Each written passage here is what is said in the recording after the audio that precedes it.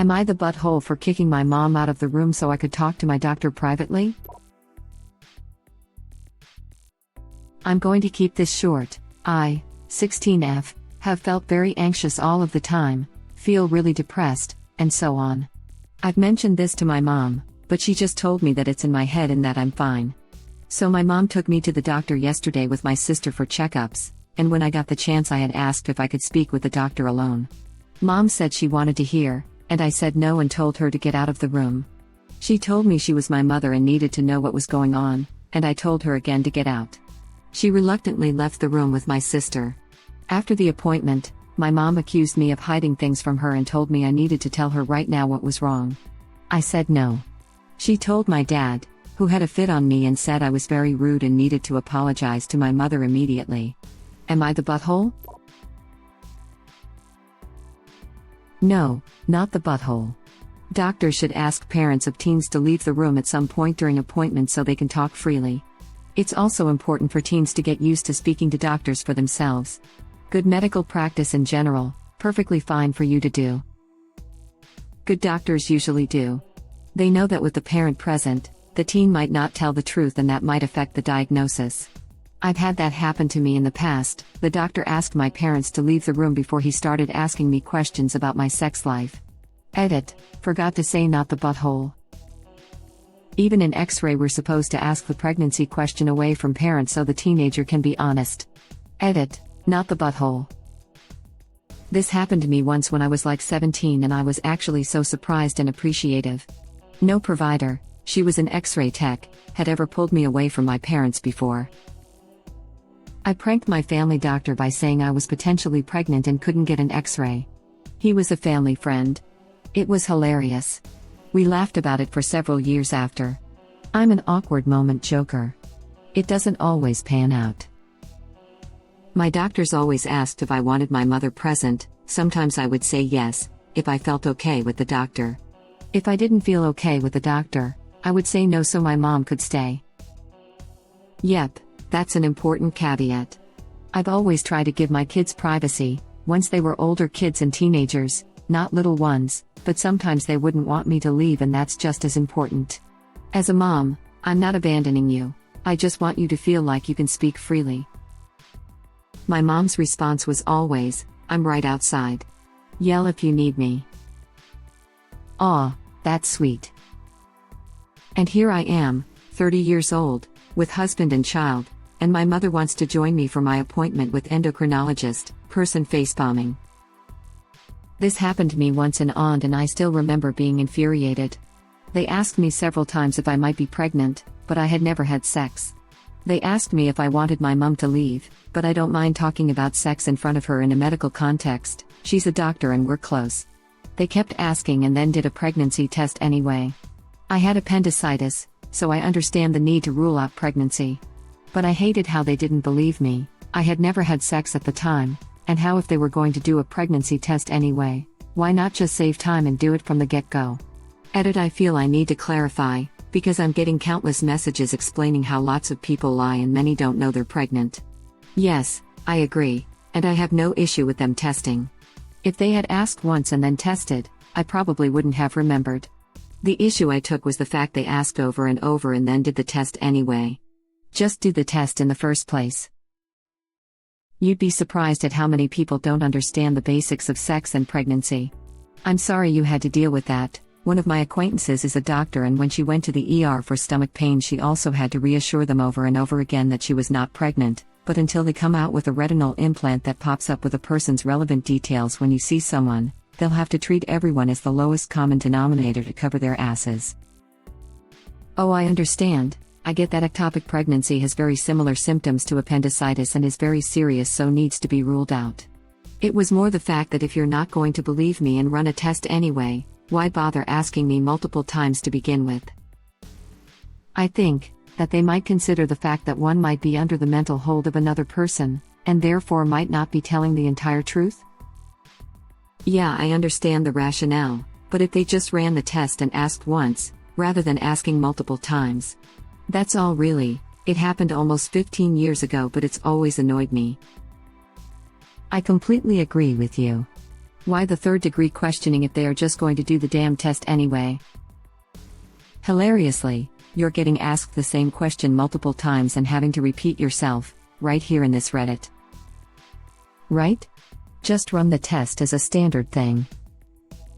You'd be surprised at how many people don't understand the basics of sex and pregnancy. At first I said to myself, and 0 of those people should be doctors/nurses? Then I realized what you meant. I think her point is that if the doctors were going to test to rule out pregnancy anyway, why ask her repeatedly like she's being dishonest? Just run the test from the beginning, you know?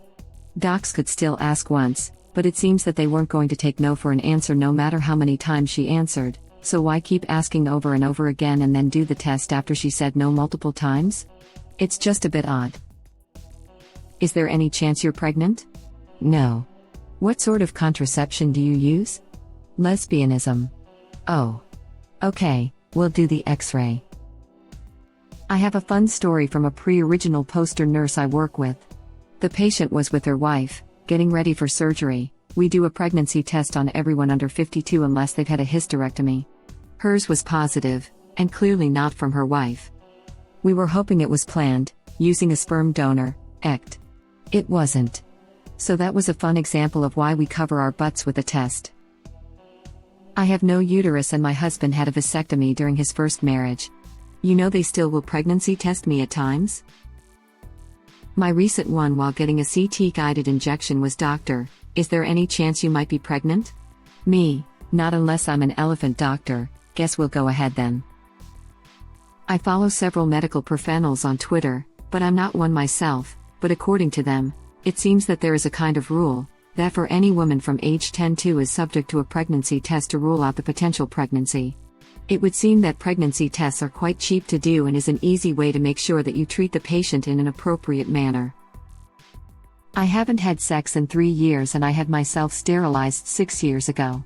Yet the doctor still insisted on doing pregnancy tests before Elle got x-rays for a concussion. I was like, okay my dudes, but it's impossible and I'd be having you evicted immediately if I was, because there'd be no way it was viable. Growing up with an irregular period, PCOS, they did a lot of pregnancy tests as well and I was always annoyed because I wasn't lying, I had never had sex, and they were still crafty and condescending in how they asked and treated me. Like lying about sex? I'm 27 and barely want to admit to a doctor in front of my mom that I'm active. She accompanied me to a first appointment with a new specialist for a chronic incurable disease we both have after my first surgery/previous doctor was an utter failure. I asked her to come. I'm 37, married, with 4 kids, still wouldn't talk about being sexually active in front of my mom. My mom saw me birth my son, like watched at the business end, and I still won't discuss sex in front of her. I'm 31 and married with 2 kids. The other was C-section, or I'm sure she'd have seen that one too. EWWW. I didn't even watch with my kids, I happily held my wife's hand. Smiley face, probably for the best considering you have different stakes in that game. LOL, where I live if the father wants to watch, a nurse is specifically assigned to watch the father in case/when he faints. I nearly fainted with 2 of my kids. The first one. I had gotten off a 12-hour shift, drove my wife to the hospital, got her settled, and then laid down to take a nap. I was asleep for 1 hour? Maybe 2? When I woke up to my wife screaming for me to get the nurse, because something happened, placenta came out. Looked like a jellyfish. And then the nurse came in and couldn't find the baby's heartbeat. So I was like hella scared, and I had to hold my wife's legs up because the bed stirrups were not working at first.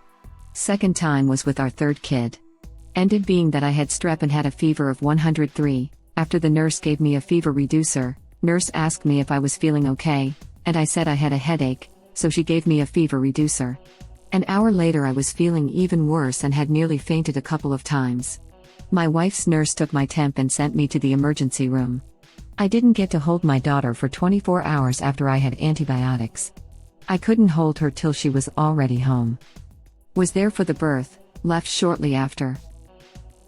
When my older brother was removed C-section, from my mom, the doctor had my dad strapped to a chair so that if he fainted nobody would have to worry about catching him. Honestly, I was kind of disappointed they didn't do the same to my boyfriend when I had my C-section. I was a C-section and I have never thought of using the term removed, but I'm totally taking that now. Made me snort. That's exactly why I use it, makes my brother sound like a tumor. It's always the placenta. They do fine for the baby, but then the placenta comes slithering out and dad goes green or white. If it's white, I need an extra set of hands. This was a med student job where I trained. Preemptively put a chair directly behind them, tell them it's there, and tell them that they need to sit at the first sign of trouble. This is delightful information. I got told beforehand by family not to look because I was curious and straight away thought, yep, that's why they said not to look. Lol. Pro tip: don't ask a nurse to take photos. My sis is a nurse. She and hubby were there. The photos are interesting. My kid's dad watched the whole C-section out of sheer interest and curiosity, including when they had to dig around my liver to get the baby out. Good times. I almost passed out when I peeked over the little curtain when my wife has a C-section. I never thought of my husband looking at my organs as my child is born before. I love the phrase at the business end, haha.